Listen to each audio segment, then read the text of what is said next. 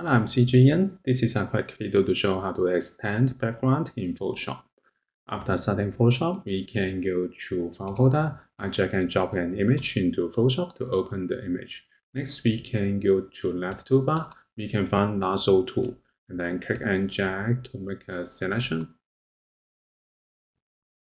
I select the area outside the board, and then we can go to Window and go to Contextual taskbar. We can find Generative Fill, click, and then we can type Remove. Next, we can click Generate and wait a moment. So after generating, we can go to Properties window. We have three variations: the first variation, the second variation, and the third variation. I think the third and the first are good. So this is how we can extend background in Photoshop. Thank you for watching this video. Hope this helped. Please subscribe this channel. More video will be shared with you. I'm CG Ian. See you in the next video.